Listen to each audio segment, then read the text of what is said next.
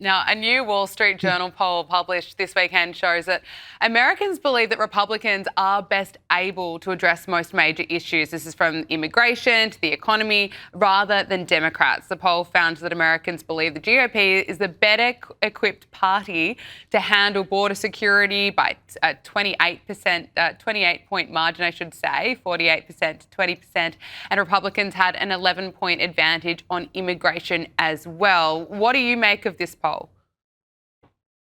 I think the American people are absolutely spot on. While the left, concerns themselves with figuring out how to create more transgender children in America, Republicans concern themselves with how to create more jobs here in America. And also, we've been working overtime to secure our border, to bring down crime, and to actually right the wrongs of the previous administration. And the American people have reacted very positively to that work. The Republicans are the adults in the room. The Democrats don't even show up in the room because they're too busy in the streets trying to threaten the lives of ICE agents and burn America's cities down. And so I'm not surprised by those polling results, and I think that that will actually be the very thing that propels to a better than expected performance for Republicans in the upcoming midterm elections. It's interesting because while we have this poll, where there's another one in CNN, and I'm keen to get your thoughts on the Democrat strategy for this year, because this new CNN poll suggests that the Democratic Party has a deeply motivated base and it says an advantage on the ballot ahead of the midterms, despite, however, the dismal impressions of its current leaders in Congress. But the poll shows that Democratic voters are far more motivated than Republicans. Do you think that's true? I think it's a wake-up call to Republicans. We can't rest on our laurels and just sit here and hope and expect that Republicans are going to keep the majority in Congress and do all that we can to expand a majority in the Senate. We have to do the work. We have to treat this midterm election just as if it's a presidential election, because President Trump may not be on the ballot himself, but his policies certainly are. If we lose this majority, he will be impeached. They will come at this presidency with everything that they've got, using the broad powers of Congress to do so. So we cannot let that happen. I understand, we're fresh off a win. We feel great. We are in the new golden era, but that will very quickly erode if we're not vigilant. So I hope it's a wake-up call, if anything. Even if you don't buy the numbers, use it as a wake-up call.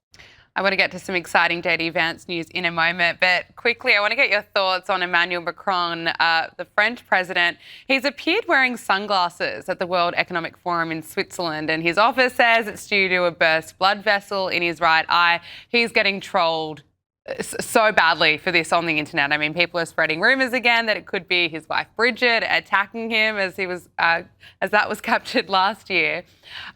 Here he is. He's wearing sunglasses while he's calling for the president to abolish tariffs on European countries. We do believe that we need more growth, we need more stability in this world. But we do prefer respect to bullies, we do prefer science to plotism, and we do prefer rule of law to brutality. CJ, I want your thoughts, not just on his message, but his new look.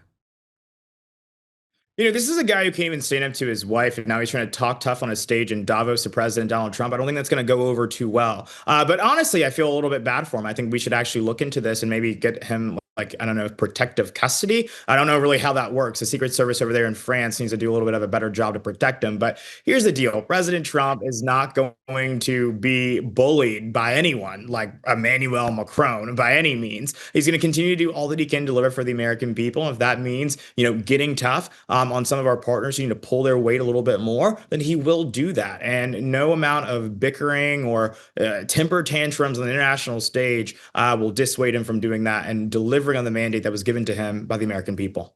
Now, before I let you go, Vice President JD Vance and Second Lady Usha Vance have announced that they are expecting their fourth child. The couple said that the baby is a boy, and the Vances shared a statement on social media saying that Usha and the baby are doing well, and we are all looking forward to welcoming him in late July. Very exciting news, CJ.